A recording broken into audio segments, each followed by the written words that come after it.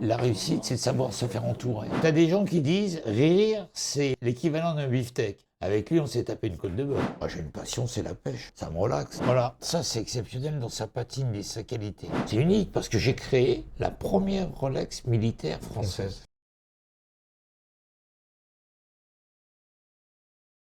Bonjour à tous et bienvenue dans le podcast Un métier pas comme les autres. Le podcast où on parle de métiers inédits et méconnus. Aujourd'hui, on a un invité de prestige, monsieur Gérard Vautrin, le gérant de l'enseigne Olivine Prestige, qui est experte dans la vente de montres de seconde main de Rolex. Comme d'habitude dans le podcast, on reviendra sur son parcours, comment il a pu accéder à ce métier-là, comprendre son quotidien.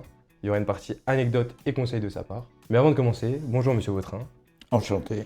Est-ce que vous pouvez nous dire avec vos mots, qu'est-ce que c'est que le métier d'expert dans la vente de montres de Rolex? Un expert, c'est un professionnel qui garantit ses produits. Où est-ce que vous avez grandi? Est-ce qu'il y a quelque chose qui a marqué votre enfance? Oui, bien sûr, j'ai grandi, je suis né à Nancy, en Meurthe-et-Moselle. Ce qui a sublimé mon enfance, c'est le côté scoutisme, c'est-à-dire que j'ai été louveteau, scout et éclaireur. Ça m'a passionné parce que c'était un peu l'aventure. Le goût pour la curiosité, tout ça. Ah, c'était extraordinaire, c'était la débrouille, c'était incroyable. Le contact avec la nature, il y a des anecdotes, j'ai vécu des anecdotes incroyables. Vous vous intéressez déjà aux montres avant ou pas? Non, pas du tout. Je te raconte une anecdote. Le jour de ma communion, ma tante me dit viens, je vais t'acheter une belle Rolex. J'ai dit non, je veux pas de Rolex, j'ai acheté un fusil de précision. Voilà, c'est tout. Vous avez fait l'armée? Oui, bien sûr. Pour moi, le service militaire est très important. Ça a été une période extraordinaire. C'est un des meilleurs moments de ma vie. C'est une concentration humaine, mais c'est là que tu te fais les meilleurs copains, vraiment les meilleurs copains. Ouais. Et puis quelques ennemis quand même. Il y a quand même C'est une autre vie, c'est une autre vie ça. Ah oui, c'est une autre vie. Parce que j'ai démarré avec rien, je reviens de l'armée, Ouais. je trouve une place et je travaille avec mes vêtements de l'armée, mon caban, mes pans. Ben oui, on démarre. Et je suis à Paris depuis mes 18 ans, tu vois, l'évolution et tout. Mais l'armée, pour moi, c'est un moment extraordinaire, extraordinaire. Et après l'armée, justement, vous avez fait quoi? Après, je reprends une place, je fais de la restauration. Ok. Très très bon métier, très fatigant, mais ça m'a permis d'être très rapide. Vous savez ce qu'on dit dans la restauration, le coup de feu. Le coup de feu, ben là, il faut réagir. Et c'est ça qui est... La restauration est un métier très difficile, mais c'est une formation pour la vie, pour la rapidité. Est-ce qu'il y a des compétences que ça vous a apporté en particulier, vous direz? Les contacts humains. Les contacts humains. La réussite, c'est de savoir se faire entourer. La rencontre qui me donne un déclic. Et c'est ça qui est incroyable. Je rencontre un Italien qui achète un appartement en face, une tête d'empereur romain. Et je ne sais pas que c'est un des plus grands marchands qui lance les pièces de collection. Et j'ai une voiture italienne, donc le contact se fait par le biais de ma voiture. Et c'est un monsieur charmant, on discute, on passe des jours ensemble, et il m'initie au marché de l'expertise. Moi, je l'écoute comme un dieu. En plus, à un certain moment, il me confie des montres.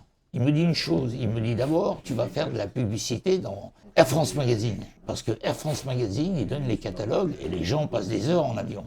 Ouais. Donc ils prennent le catalogue. Je fais une page entière ou une demi-page sur Air France Magazine. En quelques mois, j'ai vu arriver le monde entier. Ouais. Et ce monsieur-là, à la grande surprise, il me sent passionné. Et un jour, il arrive, il me confie 12 Rolex. Mais pas du gros, mais très belles. Et il m'initie. Donc, je fais un petit coin Rolex. Les 12 Rolex, en 2 mois, ils sont vendus. On a pu s'appuyer sur les réseaux sociaux, vos réseaux, vous êtes assez présents. Est-ce que pour vous c'est une nouvelle passion ou c'est un bon moyen pour les jeunes de C'est s'informer? énorme. Les réseaux sociaux, c'est énorme. Ouais. Le pouvoir des réseaux sociaux. Ceci dit, c'est aussi le reflet de notre société. Hein. Vous trouvez qu'il y a un nouvel intérêt, justement, des nouvelles générations pour les Rolex aussi? Ah, complètement. Ah, si tu savais, ces jeunes qui arrivent sur le marché, c'est incroyable. C'est mieux les vidéos, je communique beaucoup. Ça a créé une envie aux jeunes de venir sur Rolex. On a créé un nouveau marché. Qu'est-ce qui fait que les jeunes sont le plus intéressés à Rolex et tout ça? L'histoire. L'histoire. Notre communication, elle est incroyable. Je le dis souvent, 80% des gens qui achètent les Rolex neuves ne connaissent pas l'histoire Rolex. L'histoire Rolex, elle est fabuleuse. Je peux écrire 3 livres, je peux en parler juste pendant 3 jours. Vous évoquez souvent le risque de modèles trafiqués. Et qu'est-ce qui, pour vous, sont les dérives les plus fréquentes, généralement? Pour l'acheteur, il faut prix. Des prix trop bas par exemple? Ouais. Et donc, il y a des cas où vous pouvez refuser une montre? Ça dépend sur quel marché. Sur les verres saphirs, s'il n'y a pas de papier, j'achète pas. Vous parlez de Frankenwatch, je ne sais pas si ça vous dit quelque chose. Exact. Est-ce C'est que des agglomérés de pièces. C'est des pièces, t'as le fond de boîte qui est pas bon, les aiguilles sont pas bonnes et tout. Sur la partie Rolex de collection, vous parlez souvent du fait qu'une Rolex puisse devenir collector. Comment est-ce qu'une Rolex peut La être rareté, collector? la rareté. Ok. Parce que faut te dire qu'à 300 ou 400 000 productions dans les années 78, quand Rolex faisait à l'époque 300 400 000, il faisait que 10% de professionnels. Et les histoires, c'est basé sur les professionnels. Les nageurs de combat, les montres de la Comex, les explorateurs qui ont fait l'Everest, tout c'est de l'histoire. Ok. Si je vous dis une montre JSPR, une Rolex JSPR, Ah ça c'est moi. justement, est-ce que vous pouvez nous en parler? Ah ouais, là, ça a été... Il y a une belle histoire.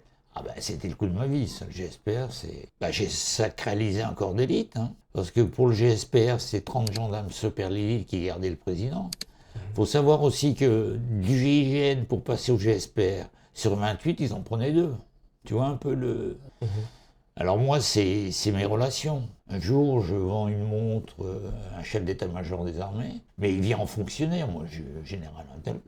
Il arrive comme un fonctionnaire, il me dit voilà, je suis un grand sportif, et j'ai une Breitling mais qui n'est pas étanche. Et à l'époque, je faisais du multimarque, il me dit vous prenez la Breitling et je vous vends une Rolex, je vous paye la différence. Je dis pas de problème, mon général, mais quand il me sort sa carte, Waouh, il faut. c'est pas de la rigolade. Ouais. Mais il regarde, il est passionné, il reste une demi-heure à discuter avec moi, on parle de monde, de choses comme ça. Ah, lui, il me fait un chèque, hein, j'ai pas pris la carte d'identité. Ma dernière invitation avec le GSPR, on fait un barbecue et le colonel qui les commande me dit écoutez, ce corps d'élite-là, avec l'arrivée de Sarko, on va sauter. C'est-à-dire que Sarko va prendre que 60 policiers. D'accord. Nous, on saute. Et moi, j'ai le projet en tête. J'ai dit, mon colonel, est-ce qu'on ne peut pas sacraliser votre corps d'élite? Il me dit, c'est quoi? Enfin, je lui explique, avec une autorisation de l'Élysée, on dit rien à Rolex, surtout en agit en sous-marin nucléaire. Est-ce qu'on peut faire 30 membres numérotés? Et moi, derrière, j'ai l'idée du logo. Donc, je réalise le logo, qui me coûte, à l'époque, 3 000 €, hein, le logo, sur 20 logos. Et moi, j'arrive à en négocier 19. Le lieutenant-colonel qui les commande, je lui offre le logo. Ce projet, il est réalisé sur 14 mois. Alors, les gars, il a payé 4 500 à l'époque. Et la réflexion du colonel qui me dit, attendez, mes garçons, ils ne gagnent pas une fortune. Alors, vous leur faites acheter une Rolex. J'ai écouté, on va parler. Maintenant, on va parler business. Et bon, je sacralise le corps d'élite. Donc, j'arrive à mes fins, j'envoie les cadrans en Suisse, je tombe sur un ingénieur qui me découpe parce que je veux le placer à 6 heures. Et au laser, il me fait un exercice, mais il me découpe à 9 heures. 8 mm. Et il m'enchasse, il me sertille. Une réussite complète. Complète. Et la première que je vends, je la vends 45 000 €. Boum, étonné. Ouais. La deuxième, un des propriétaires m'a pas dit qu'il avait mis à Genève. Et j'essaie de la récupérer, mais ça y est, c'est programmé pour la vente. La deuxième fait premier prix 63 000, 65 000 €. Et je vois une des premières que j'ai vendues où le gars a fait un travail dingue de récupération, de photos, d'écussons, de score d'armée. Il passe à Hong Kong 220 000. Waouh. C'est-à-dire que moi, je portais la mienne numéro 1, Thomas, il a la numéro 3, et je ne parle plus. Je peux me border, au bout d'un moment. C'est unique, parce que j'ai créé la première Rolex militaire française. C'est ce qu'on avait trouvé, ça. Ça, Ouais. c'est incroyable. C'est incroyable. Justement, il y a une deuxième montre qui me semble pour vous est très particulière, une Rolex Comex. Ah, ça, je suis un initié sur Comex. Ah, ça, Comex, je connais, c'est... Il y en a une Mais- particulière qui a fait un record du monde. Ouais. Vous pouvez nous en parler? Bah, j'ai acheté 2 Rolex à un plongeur renommé qui a battu des records et je lui ai acheté un bon prix parce que c'était la fin de sa vie. Je lui ai racheté toute sa vie avec ses carnets de plongée et tout. Lui il m'a vendu plein pot. Mais moi, je devais les acheter, c'est resté en France. J'ai payé le prix. Hein. J'ai donc une championne du monde avec du monde. toutes les émissions de télé, les rapports de plongée, les enregistrements, la presse marseillaise et tout. Et descendez à quoi? Il est sorti de cloche à 525 mètres avec une montre qui était étanche qu'à 300 mètres. Et il ne devait pas sortir de cloche parce que c'était comme la NASA, en permanence, service médical, en audience, télévision, machin. Et le gars qui devait sortir, ils étaient 3, a eu mal au rein et Payot a sorti. Et j'ai toutes les vidéos, les photos. Incroyable. La montre, elle est ici? Non, Dommage. On a aimé les la montre, c'est peut-être un prix record sur Rolex. La montre qui est descendue le plus fond possible, 525 mètres. Dans notre podcast, il y a toujours une partie dédiée au quotidien du métier, ce que vous faites généralement. Est-ce qu'on peut dire qu'il y a une journée type Non, il n'y a pas de journée type. Ouais. On arrive cool, première chose, on démarre la journée, on boit un café. Ensuite, il y a une mise en place. Parce que le problème de nos métiers à risque, c'est que vous n'avez aucune assurance qui vous assure hors coffre. Malgré toutes les sécurités, il y a une mise en place le matin de 10 minutes. On a l'habitude, chacun sait où se monte, moi et mon fils. Donc, il y a déjà une mise en place. Et à partir de 10h, le côté infernal, c'est les coups de téléphone. Waouh, waouh, waouh. Vous recevez beaucoup de coups de téléphone Ouais, par jour? ouais. Et c'est quoi, du coup, pour vous, dans votre métier, la partie la plus intéressante? L'expertise, c'est passionnant. T'as intérêt à être bien réveillé. Je pense, moi, j'ai envie de poser la question quand même un peu centrale aussi par rapport à l'expertise dans la montre. Est-ce que vous pouvez nous dire en quelques mots justement comment ça se passe procéder, ouais. Une montre de collection, on part de l'année de fabrication. Ok. Le numéro de frappe. Alors, voici un listing Rolex qui est exact. Donc, qu'est-ce qu'on fait? Numéro de série, numéro propre de la montre. Première analyse, que tout soit de l'année de fabrication. Et, gros problème, tout doit rester de qualité. Et vous, aujourd'hui, vous arrivez à voir avec quelqu'un qui a une montre au poignet si elle est vraie ou pas? Non, au poignet, si, les fausses montres du Maroc, le machin comme ça, à 400 €, je le vois. Ouais. Mais les Chinois ont terriblement évolué sur la qualité des fausses montres. C'est parti pour la partie anecdote. Moi, j'ai une passion, c'est la pêche. Ah ouais? La pêche, c'est extraordinaire. J'aurais jamais cru. La pêche. Ça me relaxe. Ouais, une anecdote marquante. Un client que je vois arriver en 2010, Mhm. normal, incroyable, milliardaire, je sais pas, milliardaire, mais passionné, c'est devenu un copain. Entre 2010 et 2016, millions d'euros, passionné, adorable, c'est dingue. Comme ça. Les rencontres, il avait un côté aventurier, les premières montres qu'il m'achète, c'était 2 Comex. Moi, j'y crois pas. Un garçon adorable, financier, la tête d'un. Mais c'est vraiment un ami. Il y a un gros problème de sécurité. Hein. Ah ouais? Ah ouais. Ici, ça arrive souvent qu'il y ait des problèmes de sécurité? Ouais, il y a un braquage toutes les semaines. Non. Est-ce qu'il y a une montre qui vous a marqué? 2. Deux montres. Une que j'ai pu acheter, Oui. et une, je la regrette, mais c'est... Une que j'ai pu acheter, c'était une 5512 laquée chocolat. J'ai jamais vu ça. J'ai jamais vu ça. Là, j'ai pu négocier. Je ne saurais jamais ce que ça vaut. Parce que pour savoir ce que ça vaut, il faudrait que je la mette à Genève. Donc, il y a un côté... C'est que Genève? Les ventes de Genève. Ok, ouais. Et une que j'ai ratée, qui était exceptionnelle. C'était une militaire anglaise, 55-17, qui avait appartenu à SAV, avec expertise Hudson, papier Bexley. Est-ce que, par exemple, dans la boutique, il y aurait une montre que vous aimeriez montrer en particulier? Ah oui, tiens. Bah justement, cette semaine, j'ai rentré une pièce assez exceptionnelle, avec une patine exceptionnelle. On l'appelle la Clint Eastwood. J'adore ce modèle-là, parce que Clint Eastwood a eu 7 ou 8 modèles. Il a eu des verres organiques, il adorait ces montres-là. Et elle change des couleurs noires des professionnels. Tu vas voir, avec la patine. La montre est 72. L'intérêt de la montre pour sa résistance, c'est que c'était un or 14 carats, c'est-à-dire très costaud. J'ai te la sortir. Voilà. Ça, c'est exceptionnel dans sa patine et sa qualité. C'est une GMT Masters. Le gros avantage de cette montre-là, c'est que c'est en 14 carats. C'est-à-dire que ça ne suce pas le 14 carats. Mais elle est très rare, elle est de 72. Tu te rends compte? 72. Et elle a une patine de qualité incroyable. Incroyable. Et vous avez une montre à votre poignet? Oui. C'est laquelle? Ça, c'est une Pepsi Maxidial 78. Ça, c'est beau. Ah ouais, ça c'est beau. Peut-être la garder pour moi. La cramponne-toi.